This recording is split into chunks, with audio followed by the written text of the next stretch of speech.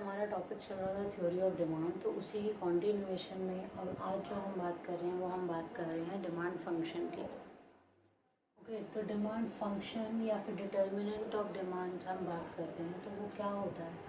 Demand function shows the relationship between demand for a commodity and its various determinants. ठीक है, बहुत सारी चीज़ें हैं जो डिमांड जिसकी वजह से हमारी जो डिमांड है उस पर इफ़ेक्ट पड़ता है।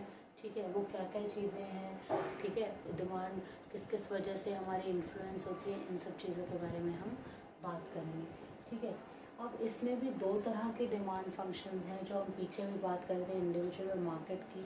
तो यहाँ भी दो तरह के हैं, एक है इंडिविजुअल डिमांड फंक्शन, एक है मार्केट डिमांड फंक्शन। ठीक है, जो इंडिविजुअल डिमांड फंक्शन है उसको हम dx मान रहे हैं। dx का मतलब है quantity demanded of commodity x, that is dx। ठीक है, इसका किस किस चीज़ से डिपेंड करता है, ये डिटर्मिनेंट्स क्या हैं इसके। It is a function of px, that means price of x commodity, that means its own price। pr that means price of related goods। price of related good में कॉम्प्लीमेंट्री और substitute goods आ जाते हैं। उसके बाद y क्या है, income. ठीक है, उसके बाद टी क्या है, that is taste and preferences, और ई क्या है, एक्सपेक्टेशन। ठीक है, अब इनके आगे हम बात कर लेते हैं। जैसे प्राइस ऑफ एक्स की बात कर रहे हैं, प्राइस ऑफ एक्स मतलब प्राइस ऑफ ओन कमोडिटी, जिसकी डिमांड की बात कर रहे हैं उसी के प्राइस के चेंज होने में हमारी डिमांड में कितना फ़र्क आता है। अगर प्राइस हमारा कम हो रहा है तो हम क्या करेंगे, उसकी डिमांड ज़्यादा करेंगे, और अगर प्राइस हमारा बढ़ रहा है तो उसकी डिमांड हम क्या करेंगे, कम करेंगे। ये इन्वर्स रिलेशनशिप तो प्राइस और डिमांड का समझ में बहुत इजीली आ रहा होगा। डिमांड के केस में प्राइस और क्वांटिटी जो है इन्वर्स रिलेशनशिप होता है। कंज्यूमर का, अब मैं हूँ, अगर मुझे लगता है कि यार इसकी क्वांटिटी कम हो गई, इसका प्राइस कम हो गया, तो मैं ज़्यादा क्वांटिटी परचेज़ करूँ। ये एक ह्यूमन साइकोलॉजी है, जहाँ हमें सस्ता लगता है वो हम ज़्यादा खरीदते हैं। तो उसी के बेस पे हमारा लॉ ऑफ डिमांड है वो काम करता है। ठीक है, प्राइस ऑफ रिलेटेड गुड की बात करते हैं। प्राइस ऑफ रिलेटेड गुड में दो तरह के गुड्स आ जाते हैं हमारे हैं, एक तो सब्स्टिट्यूट गुड और कॉम्प्लीमेंट्री गुड। सब्स्टिट्यूट गुड्स में जैसे हमने फॉर एग्जांपल टी और कॉफ़ी, इंक पेन और बॉल पेन, ठीक है, ये दो एग्जांपल्स हो सकते हैं। तो अगर टी की जो प्राइजेज़ हैं, टी के प्राइजेज़ अगर इंक्रीज़ कर रहे हैं तो मैं अपनी डिमांड क्या स्विच कर दूँगी, कॉफ़ी की तरफ। कॉफ़ी की मेरी डिमांड इंक्रीज़ हो जाएगी। ठीक है, समझ रहे हैं, मतलब उसके प्राइस इंक्रीज़ हो रहे हैं तो टी की जो क्वांटिटी है वो डिक्रीज़ हो रही है, उसको नहीं खरीद के लोग क्या खरीद रहे हैं, कॉफ़ी खरीद रहे हैं। और अगर कॉफ़ी के प्राइसेस इंक्रीज़ हो रहे हैं तो कॉफ़ी को ना खरीद के क्वांटिटी किसकी इंक्रीज़ हो रही है, टी की इंक्रीज़ हो रही है। अब कॉम्प्लीमेंट्री गुड्स के बारे में बात करते हैं। तो कॉम्प्लीमेंट्री गुड्स में क्या है कि कॉम्प्लीमेंट करते हैं एक दूसरे को, जैसे कि हम पेन और उसके जो रिफ़िल है उसको हम दोनों को कॉम्प्लीमेंट्री गुड्स मानते हैं। कि अगर पेन का इंक्रीज़ हो रहा है तो रिफ़िल की भी जो क्वांटिटी है वो डिक्रीज़ हो जाएगी। और ऐसे ही अगर प्राइस फॉल हो रहा है पेन का तो रिफ़िल की भी जो डिमांड है वो इंक्रीज़ हो जाएगी। ऐसे डिपेंड करता है। अब क्या है, वाई है हमारा क्या है, इनकम है। इनकम बहुत ज़्यादा डिपेंड करती है कि हम क्या डिमांड करेंगे, क्योंकि हमने सबसे पहले जब डिमांड के बारे में पढ़ा था, हमने क्या बोला था, हमारी परचेजिंग पावर होनी चाहिए, उतने हमारे पास पैसे होने चाहिए, उसी हिसाब से हम खरीद सकते हैं कोई भी चीज़। तो इनकम क्या है, इनकम हमारी जैसे जैसे हमारी इनकम इंक्रीज़ होती है हमारी डिमांड क्या है, इंक्रीज़ होती है, क्योंकि हमारे पास क्या होता है, इनकम बढ़ जाती है, पैसे ज़्यादा आ जाते हैं तो हम ज़्यादा डिमांड कर सकते हैं। तो इसमें क्या है, एक तो है नॉर्मल गुड्स और आप इन्फीरियर गुड्स के बारे में पढ़ेंगे। नॉर्मल गुड्स क्या है, नॉर्मल गुड्स का तो ऐसा रहता है कि हाँ पॉजिटिव रिलेशनशिप होता है कि इनकम इंक्रीज़ करेगी। तो नॉर्मल गुड्स के केस में, नॉर्मल गुड्स तो जो हम डे टू डे लाइफ में यूज़ करते हैं, ठीक है, उनकी भी क्या होगी, इंक्रीज़ हो जाएगी इनकम। बट इन्फीरियर के केस में क्या होता है, इन्फीरियर गुड्स वो गुड्स हैं जब हम लो इनकम ग्रुप में होते हैं, हम सस्ती चीज़ें परचेज़ करते हैं। एक तरह से ये समझने की कोशिश कीजिए, जो ज्वार है या जो थोड़े सस्ते जो हमारे जो ज्वार बाजरा ये सब चीज़ें हैं, इनको हम जब हमारी इनकम कम होती है तो हम प्रेफरेंस ज़्यादा देते हैं। पर जैसे ही हमारी इनकम इंक्रीज़ कर जाती है, हम क्या करते हैं, इन्फीरियर गुड्स से नॉर्मल गुड्स की तरफ बढ़ जाते हैं या सब्स्टिट्यूट कर लेते हैं अपनी डिमांड को। नॉर्मल गुड्स कैसे हो गए, वीट, ठीक है, हम अपने आटे की तरफ, गेहूं की तरफ अपनी जो डिमांड है उसको स्विच कर देते हैं। उसके बाद हमारा क्या है, टेस्ट एंड प्रेफरेंस है। हमारी क्या टेस्ट एंड प्रेफरेंसेस हैं।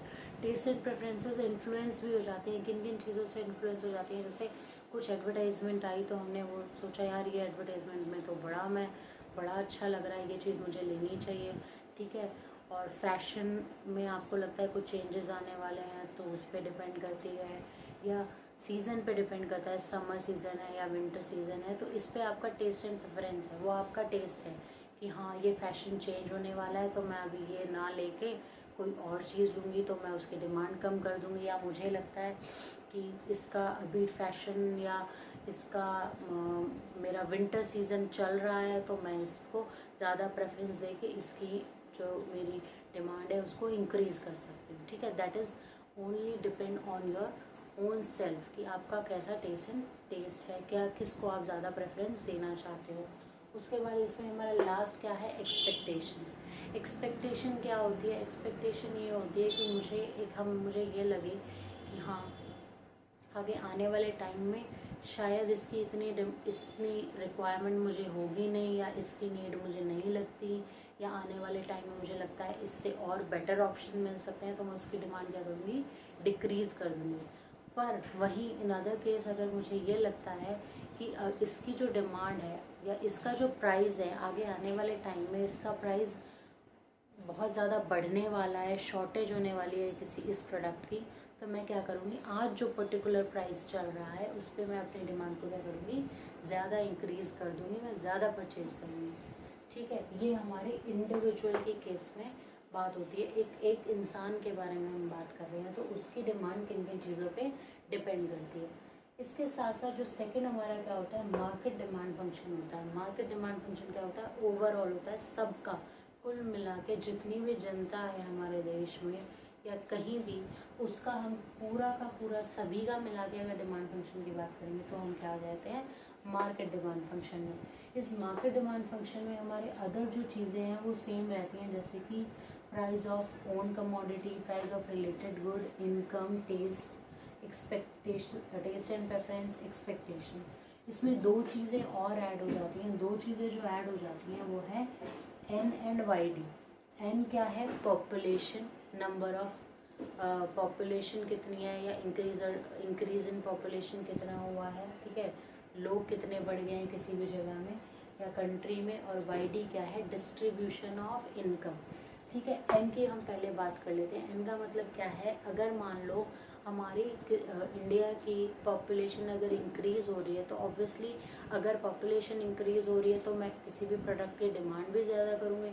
अगर मेरे घर में पहले 5 लोग थे और न्यू बेबी एक और आ गया है तो 6 हो जाएंगे, और या मान लो और एक और किसी की जॉइंट फैमिली है, 2 और बच्चे आ जाते हैं, तो ऐसे ऐसे हम क्या कहना चाहते हैं, जैसे जैसे लोग पॉपुलेशन इंक्रीज़ होगी उस कंट्री में या उस किसी भी सिटी में, उस घर में, सब जगह क्या होगी, किसी उस कमोडिटीज़ की क्या होगा, डिमांड इंक्रीज़ होगी।